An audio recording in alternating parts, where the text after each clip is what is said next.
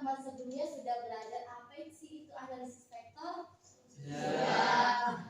Nah, menurut teman-teman kesulitan apa yang terjadi pada materi analisis vektor? Ya, silakan.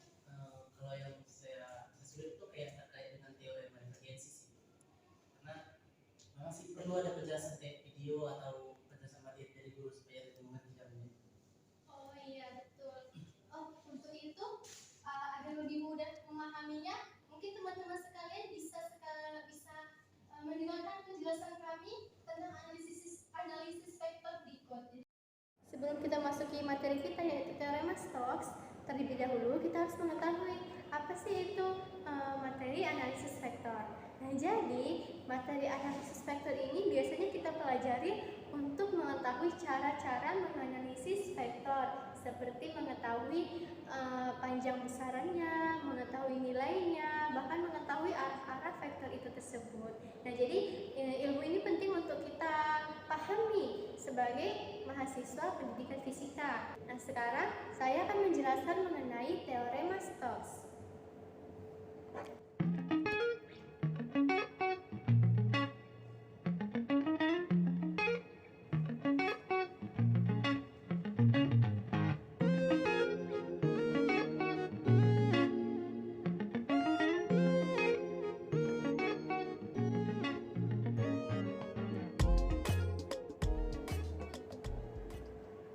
Jadi kita misalkan di sini X ini adalah permukaan berarah dalam ruangan dengan batas-batasnya. Nah, ini batas-batasnya ya. S. Nah, jadi S ini adalah permukaan berarah. Nah, kemudian kita misalkan juga di sini vektor F itu sama dengan X, Y, Z. Oke. Nah, kemudian selanjutnya ini adalah fungsi vektor kontinu, di mana memiliki turunan parsial pertama yang domain. Jadi ini kan merupakan fungsi kontinu. Nah, jadi punya fungsi turunan parsial pertama di mana indeksnya itu harus S. Jadi teman-teman bisa lihat di sini, ini di bawah integral itu batasannya harus S. Jadi batas-batasnya harus S. Nah, jadi dari rumus ini bisa kita lihat bahwa integral garis ini dari sebuah vektor F. Nah, ini kan vektor F nih. Bisa kita lihat dia mengelilingi sebuah kurva tertutup. Yang sederhana. Jadi bisa kita lihat di sini ini namanya ini adalah kurva tertutup, integral garis kurva tertutup C. Dia dapat kita samakan menggunakan permukaan dari kurva F. Pasti teman-teman sudah pernah mendengar apa sih itu pengertian kurva ya. Ini sudah kita bahas ini sudah kita pelajari sebelum memasuki materi analisis vektor. Jadi saya kira semua sudah mengerti. Nah, kemudian ini kan di sini ada kurva F. Nah, ini bisa teman-teman lihat. Nah, jadi kurva F ini melalui kesebaran permukaan S dengan C sebagai batasnya. Makanya di sini kenapa kita buat integral double-nya itu S? Karena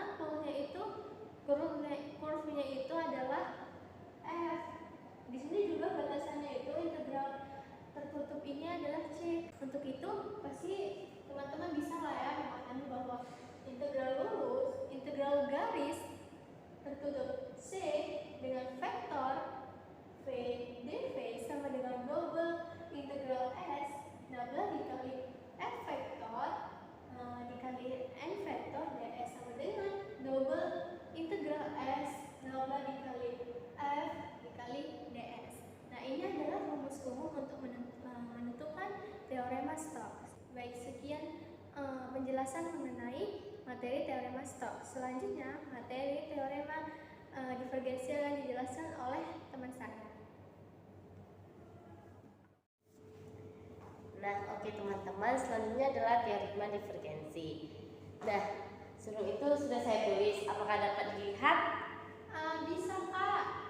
Oke, saya lanjut teman-teman. Teorema divergensi. Nah, misalkan ada suatu